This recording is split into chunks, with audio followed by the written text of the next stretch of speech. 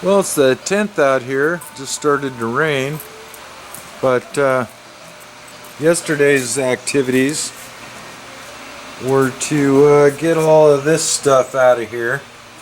So the nose of this guy is all cleaned out now, even down in behind there. Got all of that out. It took all day long, using whatever tools I could find to scrape foam with, and then of course, you know, manufacturing some tools as well. But all that foam's out of there, so I got to clean that mess up, and then I can get on with the 1960 double cab Rhinoplasty. Well, I've managed to clean all that out and vacuum in there and clean up the floor, and got that accomplished before I was inundated with company. It's been a few hours with company, but pulled these windows out just because I got to do some grinding stuff. Didn't want to wreck the glass, but preliminary inspection here, the lower window track, and no visible holes, which is a bonus.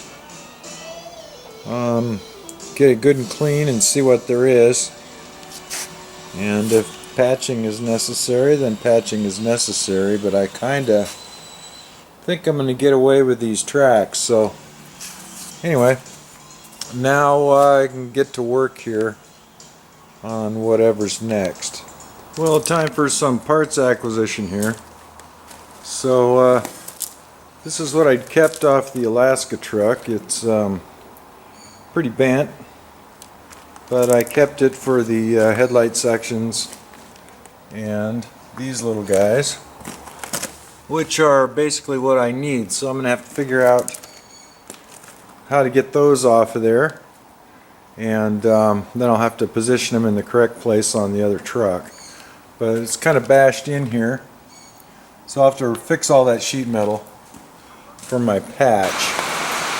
Alright, well here's what I got for patches, and yeah, good looking, huh? But they'll work out good for what I'm doing here. I left a little bit of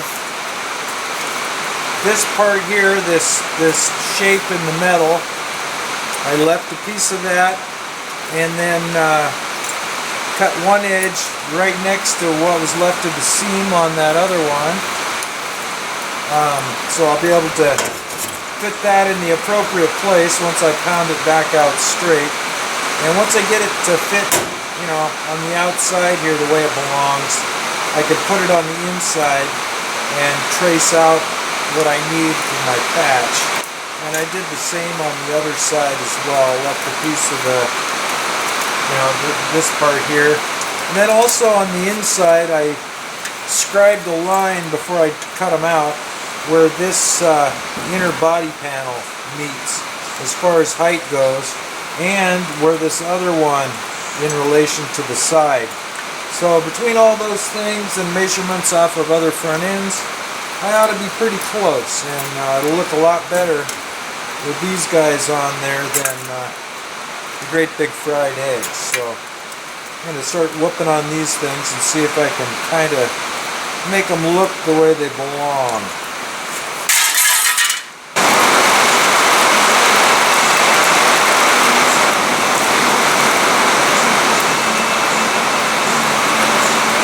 It's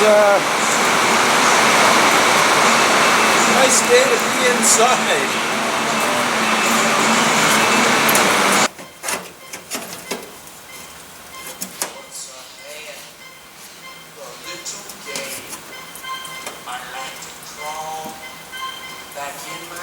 That'll look pretty good.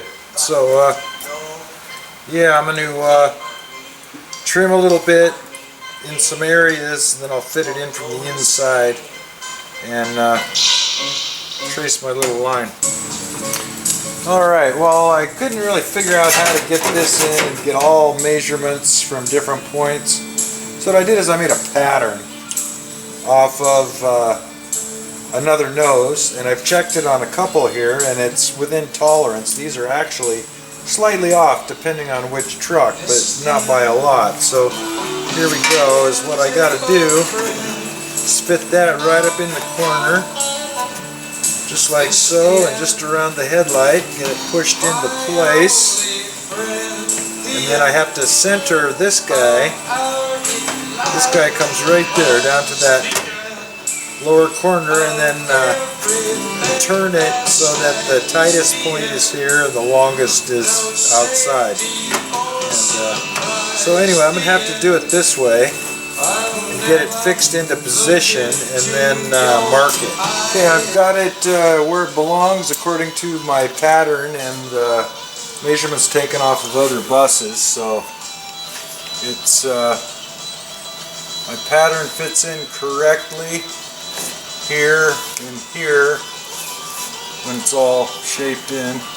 And then the way this pattern is cut, see I got a gap here, but it should be touching from here to here, which it is. So this is in the right place. I've got two big magnets on my sheet metal underneath, and then a little wooden wedgie block shoved in behind the structure behind at the top.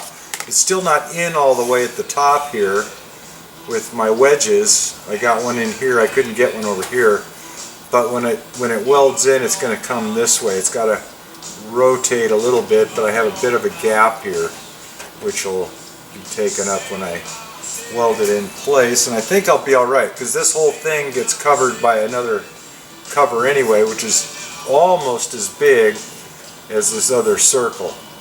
So once it's all together correctly, I think I'm going to be alright. And what I'm going to do now is just hit it with some spray paint to get my shape of what I need to cut. So that's where I'm at this point, and then I'll do the same deal, just flip my pattern over and do the other side later. I'm going to let that dry up and start whooping on another piece of sheet metal. Alright, well here's what I came up with, and it'll fit right in there. I kind of tucked these under, they'll extend back in underneath on both ends a little bit, but it just fits in there. A little bit of a gap here and there, not much, and then when I pull it forward up tight, it is flush with the outside of the body there. So I'm going to give this a shot, and let's see how it turns out. Let the rhinoplasty begin. This is the driver's side. Got one set of tacks around there, so I'm pretty happy about that. Took a lot of grinding and filing to get that thing to fit exact, but it does. You can see those four little nubs there are a little bit cattywampus, and that's the way they are in these trucks. The bottom two are out towards the side more than the top two. They're at an angle. Well, the 10th out here, it's been raining pretty much all day. Got this guy kind of tacked in there. I'm reasonably happy with it. Didn't burn a hole in it yet. And I'm going to take my time to weld this thing in. I don't want to warp any of this business here, but I think it's going to work out okay, said and done. So the nose job on the bus here has begun.